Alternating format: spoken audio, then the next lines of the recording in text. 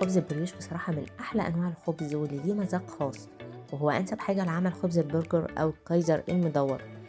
طعمه بيضيف للساندوتش واستحالة تقدري تقارنيه بأي حاجة بنشتريها من بره، لأنه غني ولذيذ بدرجة لا تقاوم. في البداية هدوب 3 معالق طعام سكر في كوباية مية فترة أو دافية، أهم حاجة ما تكونش سخنة.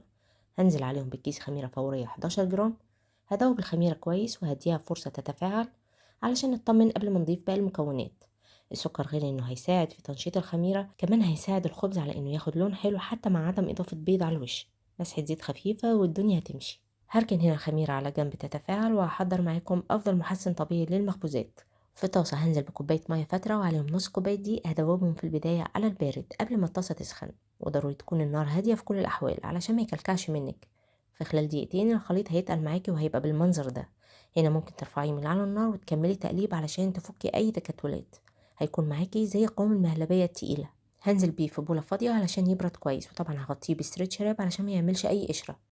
عندي هنا كوباية لبن وهضيف عليهم معلقة طعام خل وهسيبه يروب، وده يعتبر بديل الزبادي أو اللبن رايب لو مش عندك. لو عندك أي واحد فيهم طبعا ممكن نستغنى عن الخطوة دي. هنا خليط الدقيق مع المية اللي عملناه كمحسن طبيعي برد إلى حد ما. هنزل عليهم بربع كوباية زيت، وده هيساعد الخليط إنه يبرد أسرع. هكمل إضافة باقي السوائل للخليط. هنزل هنا بالخميرة بعد ما اتأكدت إنها تفاعلت وإنها نشطة. هستخدم هنا بيضتين، احتفظت بصفار بيضة منهم لدهان وش الخبز قبل ما ادخله الفرن. هضيف هنا بياض البيضتين والصفار التاني على الخليط ونقلب كويس. هنا كوباية اللبن اللي ضفنا عليها الخل ابتدت تروب. هبتدي اضيف منه بالتدريج على الخليط لغاية ما اشوف الدقيق هيحتاج قد ايه. هستخدم هنا دقيق مخبوزات، والبديل دقيق فاخر او متعدد الاستخدامات. هعجن هنا بايدي، طبعا مع الكميات الاكبر يفضل استخدام العجان. هقلب في الاول بالراحة وهشوف الدقيق هيحتاج مني باقي اللبن اللي عندي ولا ايه. بفضل في المرحلة دي بعد ما الدقيق شرب كل السوائل أضيف نص معلقة صغيرة من البيكنج باودر مع معلقة صغيرة ملح، علشان لو كنت ضفتهم في البداية ده ممكن يعطل لي تفاعل الخميرة مع العجين.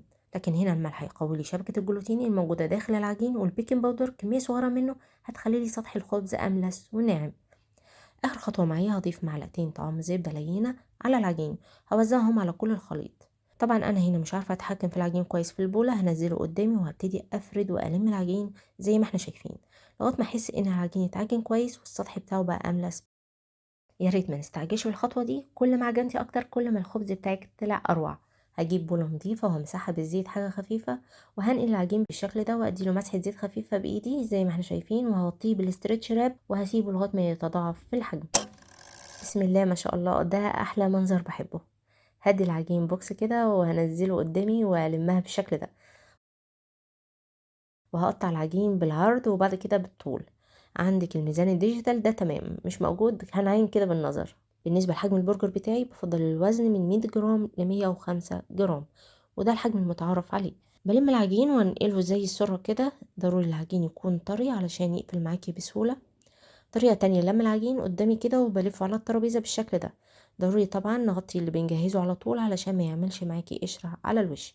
هسيبهم يرتاحوا 10 دقايق بس وهرجع انقلهم في الصواني بتاعة الخبز، وضروري نرجع نعيد عليهم واحدة واحدة وبنضغط عليهم كده من النص علشان نفرغ الهواء، وبنرجع نلمهم من النص اهم حاجة علشان ما يبقاش الخبز بتاعك فاضي من جوه. هنسيب مسافة علشان نديهم فرصة يخمروا ويزيدوا في الحجم مرة تانية، مش عايزين يلزقوا في بعض طبعا على قد ما نقدر. وده الحجم بعد ما زاد، يا الله كبر ازاي ما شاء الله. ده صفار البيضة اللي احتفظنا بيه عليه معلقتين لبن مع نقطة فانيليا سايلة عشان اللي بيتضايق من ريحة البيض. هقلبهم بسرعة كده بالفرشة وهدهن وجه الخبز بتاعي بالخليط ده. طبعا للي مش عايز يستخدم البيض بندهن الوش مسحة زيت خفيفة زي ما قلنا او زبدة سايلة، وبندخل الفرن، وممكن لبن كمان من غير بيض. واخيرا رشة سمسم خفيفة كده على الوش وكده تمام، وعلى الفرن على طول. فرن ساخن جدا مسبقا وعلى الرف الاوسط. الفرن بتاعك شغال من تحت بس ولمدة ربع ساعة. هيكون عندك احلى خبز بريوش ينفع للبرجر وحاجات تانية كتير.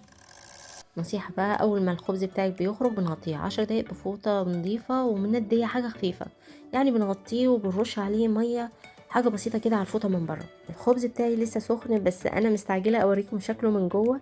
هفتحه بالسكينة كده، ما شاء الله طري ازاي والقوام هايل. البانز بتاعتي مليانة مش فاضية خالص، مش زي العيش اللي بنجيبه من بره ابدا. هتحبيه بصراحة، حرام نقارنه بأي حاجة تانية بنشتريها من بره. أنا هنا استخدمت كيلو دقيق مع كوب دقيق زيادة لعمل المحسن الطبيعي، وعمل معايا 17 قطعة. طبعا ممكن تحتفظي بالباقي في الفريزر أول ما يهدى ويبرد، وتطلعي وتسخني على قد حاجتك. أتمنى أكون أفدتكم والوصفة عجبتكم.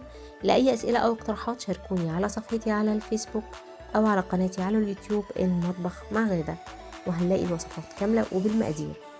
وعلى حسابي على انستجرام والتيك توك غادة دوت كيتشن 5G، وعلى تويتر غادة _kitchen 5G. دمتم طيبين.